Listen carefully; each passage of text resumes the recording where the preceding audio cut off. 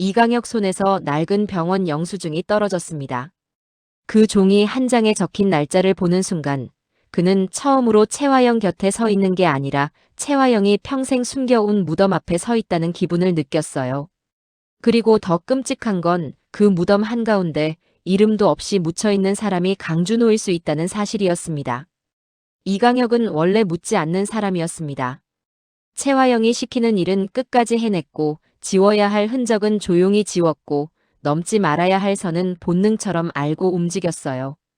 그래서 채화영이 젊은 시절 갑자기 자취를 감췄다가 돌아왔을 때도 왜 그렇게 예민해졌는지 끝까지 캐묻지 않았습니다.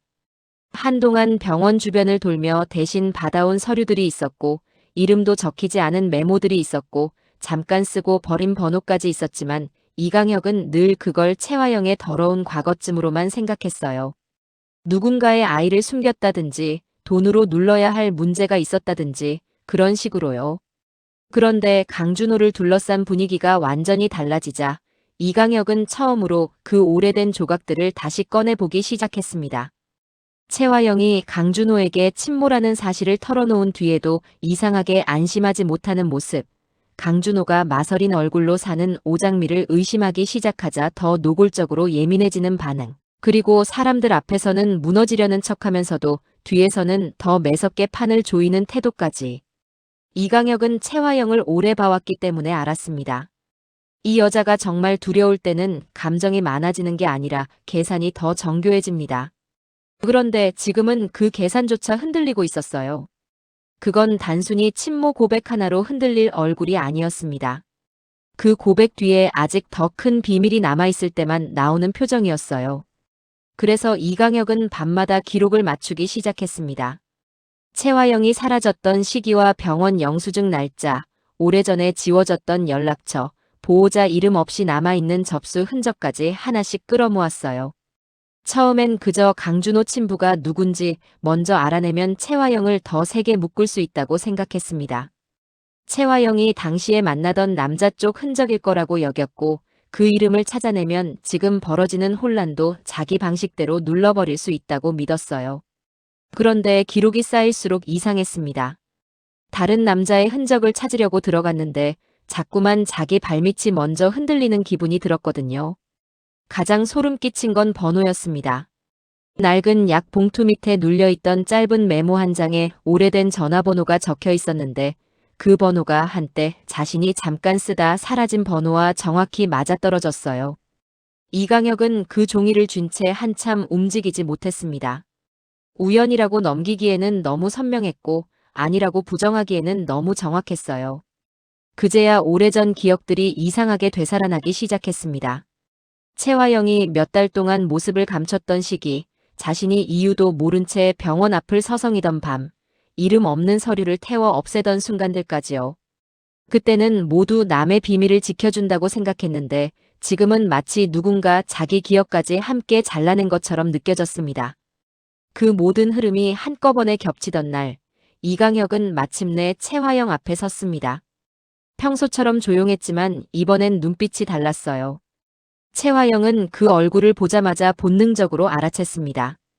이 남자가 지금까지와는 다른 걸 들고 왔다는 걸요. 이강혁은 한동안 말이 없었습니다. 그러다 아주 낮고 마른 목소리로 꺼냈어요. 강준호 씨 아버지 누굽니까? 채화영 얼굴이 그대로 굳었습니다. 그 짧은 정적 하나로도 충분했어요.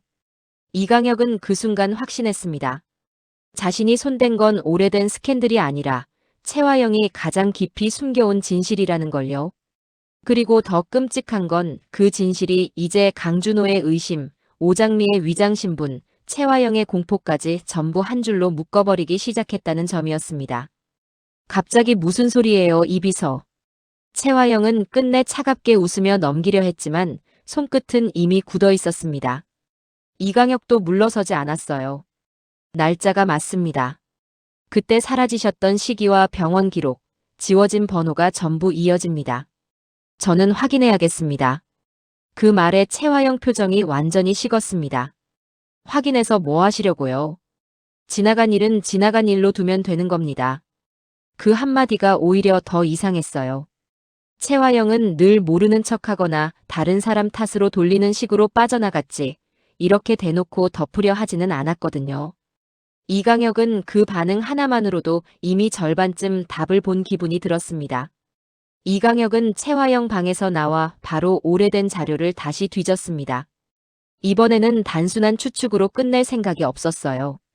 채화영이 저렇게까지 반응했다는 건 분명 뭔가 있다는 뜻이었고, 그걸 증명할 만한 조각이 아직 남아있다고 믿었습니다. 그는 예전에 자신이 따로 보관해둔 상자 하나를 꺼냈어요. 대부분은 이미 쓸모없는 종이들이었지만 그 안쪽에서 반쯤 찢긴 사진 한 장과 오래된 산부인과 명함이 함께 나왔습니다.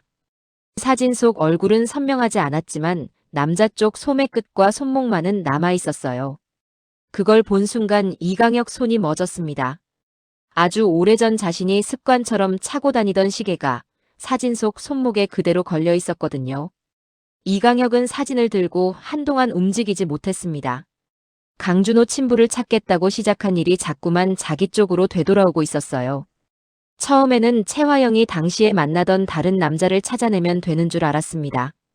그런데 번호가 그랬고 날짜가 그랬고 이제는 사진까지 자기 발밑을 흔들고 있었어요. 그때 처음으로 이강혁은 인정하기 싫은 생각을 떠올립니다. 강준호 아버지를 찾는 게 아니라 어쩌면 자기 자신을 향해 들어가고 있는지도 모른다고요. 그리고 바로 그 순간 채화영은 혼자 중얼거렸습니다.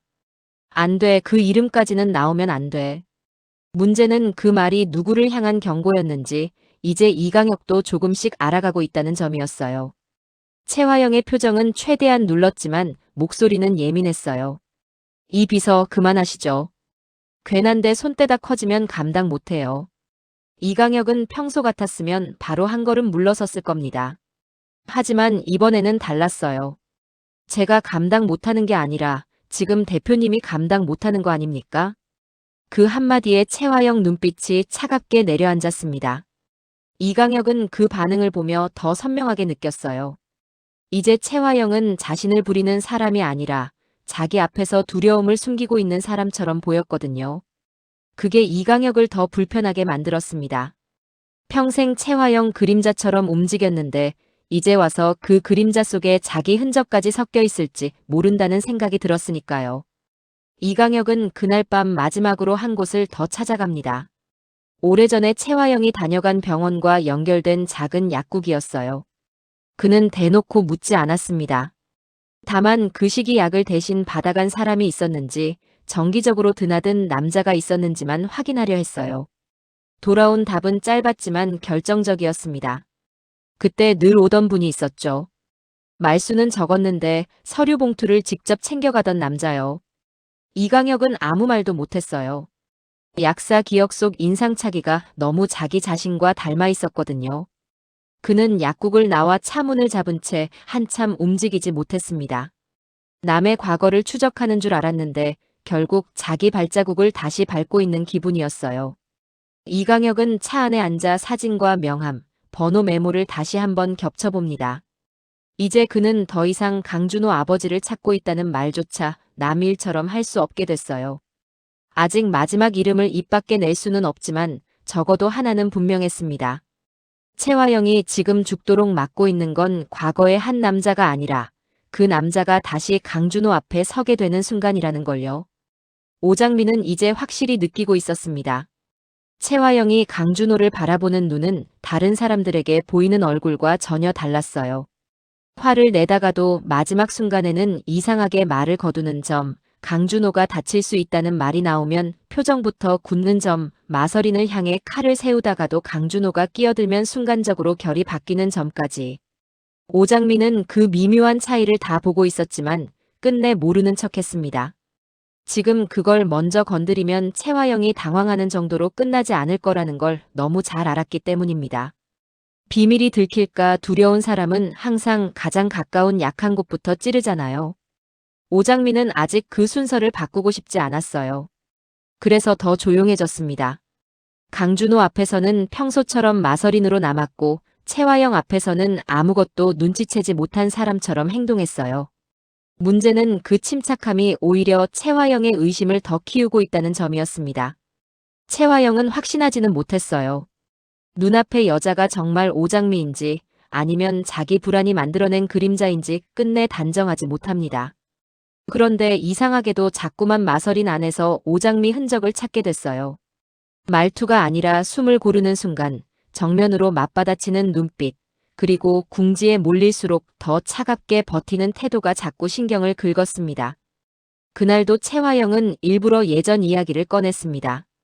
어릴 적 마서린이 싫어하던 가족 여행지, 어머니 앞에서만 보이던 오래된 버릇, 집안 사람들만 아는 사소한 기억까지 하나씩 던져보며 반응을 살폈어요.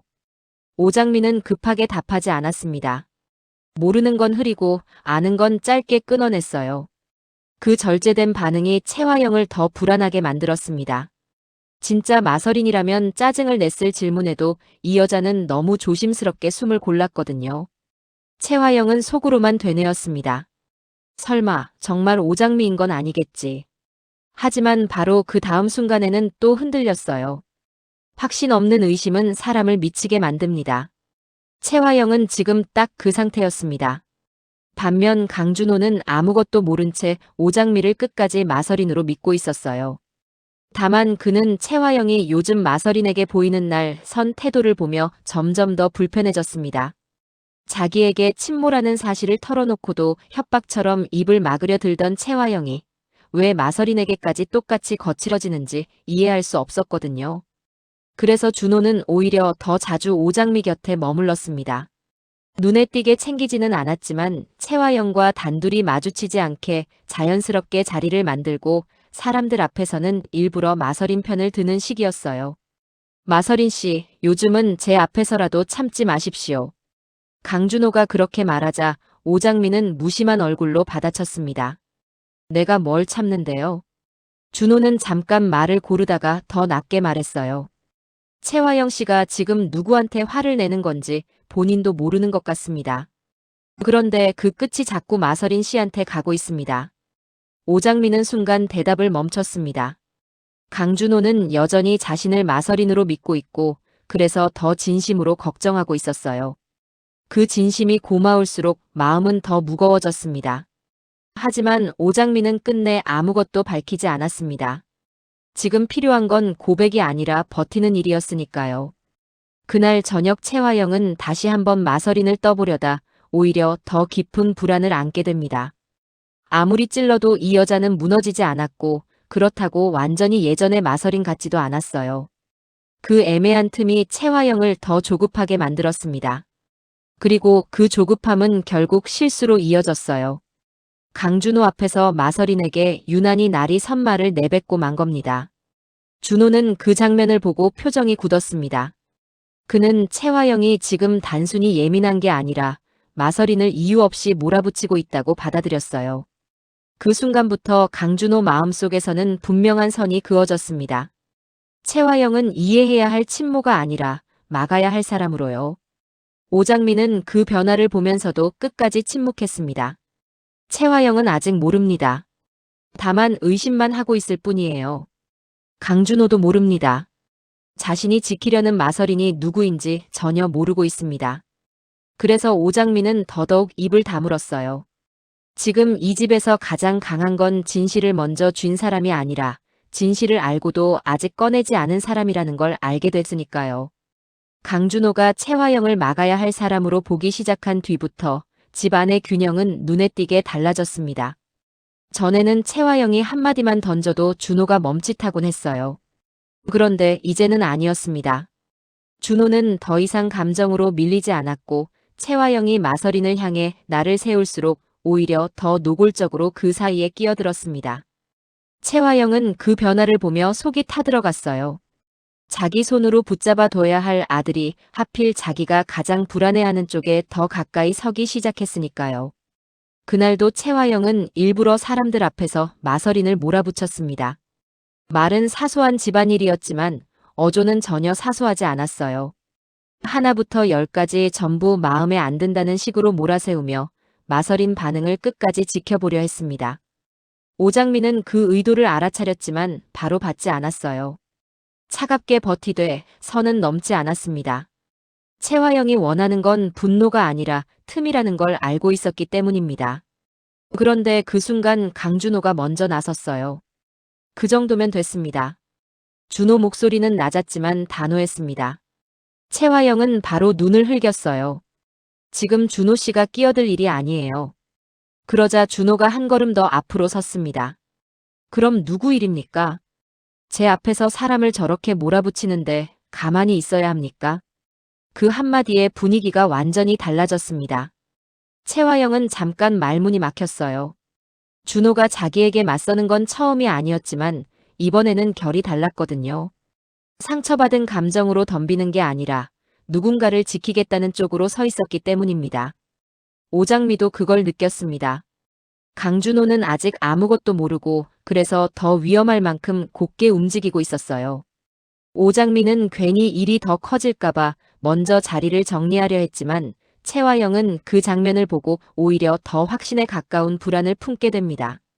마서린 안에 오장미 그림자가 어른거리는 것도 문제였지만 그 마서린을 향해 강준호가 저렇게까지 서는 상황 자체가 더 큰 위협처럼 느껴졌어요. 한편 이강혁은 끝내 혼자만 알고 버틸 수 없는 지점까지 와 있었습니다. 동의서 사본, 남겨진 번호, 채화영 메모까지 전부 한 방향을 가리키고 있었어요. 다만 그는 아직 마지막 문장을 입 밖에 내지 못했습니다. 잘못 꺼냈다가 강준호를 또 한 번 흔들기만 하고 끝날 수도 있었기 때문입니다. 그래서 이강혁은 마지막으로 한 사람을 더 찾아갑니다. 오래전 채화영이 숨어 지내던 시기 병원 출입을 유난히 많이 봤던 관리 직원이었어요. 이강혁은 이름을 밝히지 않고 조심스럽게 묻습니다. 그때 보호자처럼 오가던 사람이 누구였는지 기억하느냐고요. 돌아온 대답은 짧았지만 무겁게 떨어졌습니다. 그때요? 여자분이 혼자 버티다가 나중엔 늘 같은 남자가 왔죠. 말수는 없었는데 서류에 손이 익어 보였어요. 아이 얘기 나올 때마다 얼굴이 굳던 사람이라 기억납니다. 이강혁은 그 말을 듣고도 바로 일어나지 못했어요. 이제는 정말 다른 사람 이름으로 돌릴 틈이 거의 없어졌습니다. 자기가 찾던 친부가 점점 선명해질수록 이상하게도 기쁨이나 안도 같은 감정은 전혀 없었어요. 오히려 너무 늦었다는 죄책감만 더 커졌습니다. 강준호가 채화영 손 안에서 흔들릴 동안 자신은 아무것도 몰랐고 몰랐다는 이유로 그 아이를 방치한 셈이니까요. 그 무렵 오장미는 채화영과 강준호 사이를 더 또렷하게 보게 됩니다. 채화영은 준호 앞에서만 이상하게 나를 완전히 세우지 못했고 준호 역시 채화영에게 분노하면서도 어딘가 설명되지 않는 결을 느끼고 있었어요. 오장미는 그 연결을 이미 눈치챘지만 여전히 모르는 척했습니다. 대신 더 중요한 쪽을 택했어요. 채화영이 먼저 무너질 때까지 기다리는 편이 맞다고 봤습니다. 그리고 채화영은 마침내 결심합니다. 강준호와 마서린을 이대로 두면 안 된다고요. 그래서 아주 조용히 이 비서를 불러 말합니다. 두 사람 당분간 절대 붙여두지 마.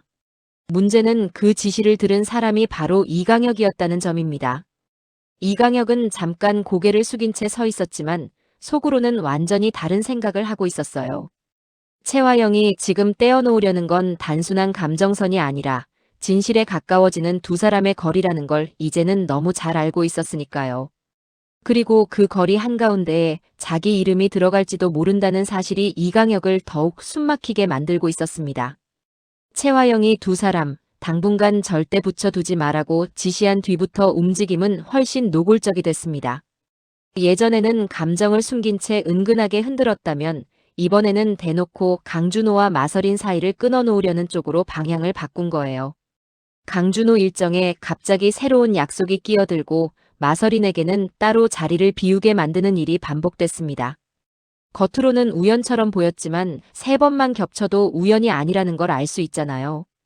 오장미는 바로 눈치챘습니다.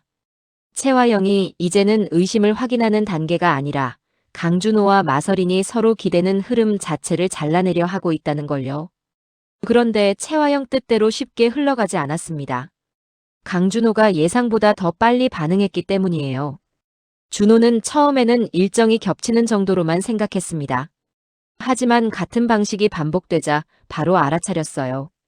채화영이 일부러 자신을 다른 자리로 밀어넣고 동시에 마서린을 혼자 두려 한다는 걸요. 강준호는 그날 저녁 채화영을 정면으로 바라보며 물었습니다. 저까지 관리하시는 건 이해하겠습니다. 그런데 왜 마서린 씨 일까지 하나하나 건드리십니까? 채화영은 아무렇지 않은 얼굴로 받아쳤어요. 내가 지금 예민해서 다 그렇게 보이는 거야. 그러자 준호가 더 낮게 말했습니다. 예민한 게 아니라 패턴이 보이는 겁니다. 그 한마디가 채화영 신경을 건드렸습니다. 강준호가 이제 감정으로 휘둘리는 단계가 아니라 자기 움직임의 구조를 읽기 시작했다는 뜻이었으니까요. 오장미도 그 변화를 느끼고 있었습니다. 강준호는 여전히 자신을 마서린으로 믿고 있었고 그래서 더 직선적으로 다가왔어요. 예전처럼 끌리는 감정만 앞세우는 게 아니라 이제는 채화영으로부터 자신을 떼어놓으려는 사람이 되어 있었습니다. 그게 오장미를 더 힘들게 만들었습니다. 아무것도 모르는 사람의 호의라서 더 무거웠어요. 나중에 진실이 터지면 가장 크게 다칠 사람이 바로 강준호라는 걸 오장미만 알고 있었으니까요. 그래도 오장미는 끝까지 모르는 척했습니다. 지금은 밀어내는 것보다 버티는 쪽이 더 중요하다고 판단했거든요. 반면 이강혁은 채화영 지시를 받은 뒤 오히려 더 복잡해졌습니다.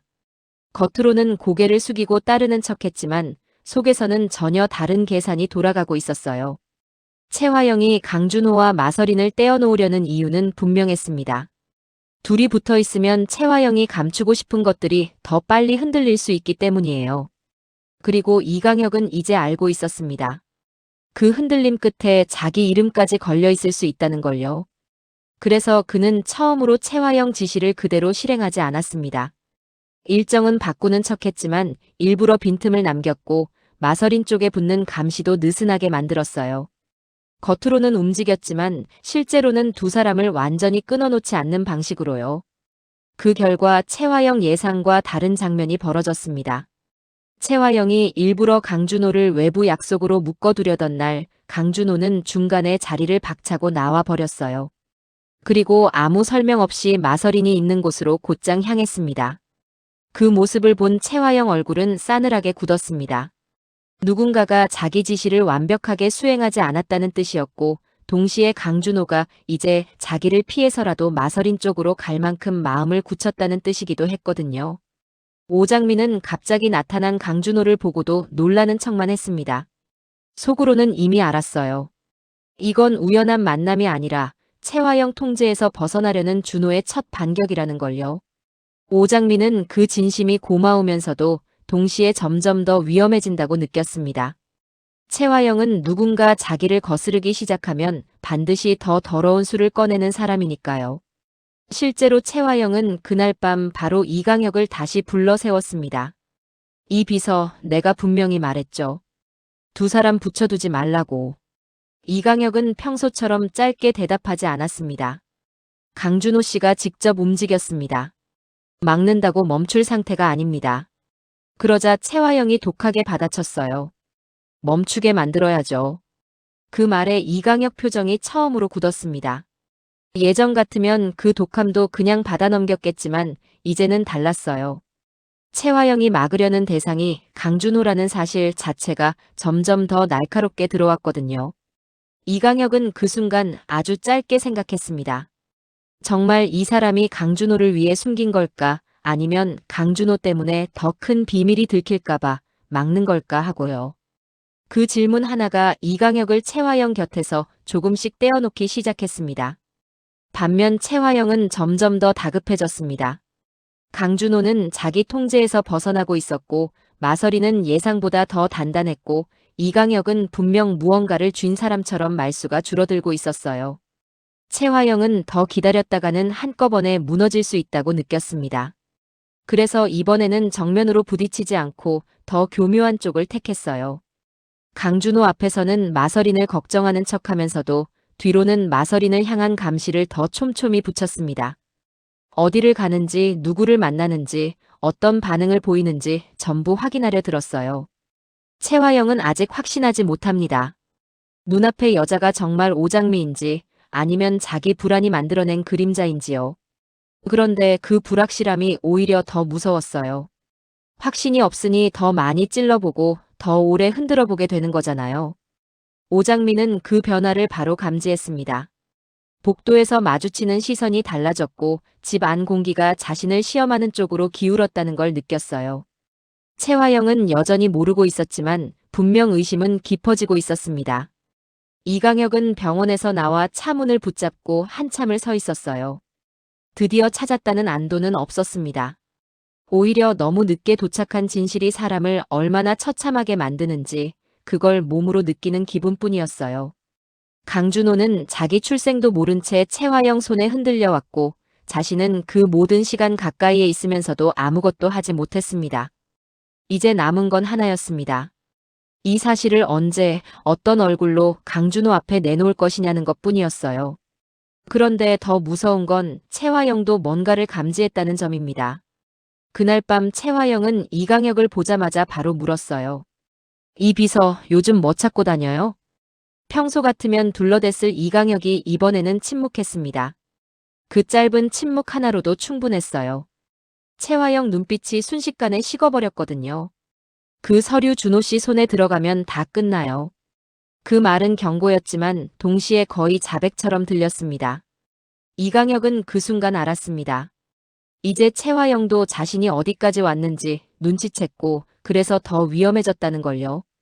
그리고 바로 그 밤 이강혁은 처음으로 결심합니다. 채화영이 먼저 움직이기 전에 이번에는 자기가 강준호를 먼저 만나야겠다고요.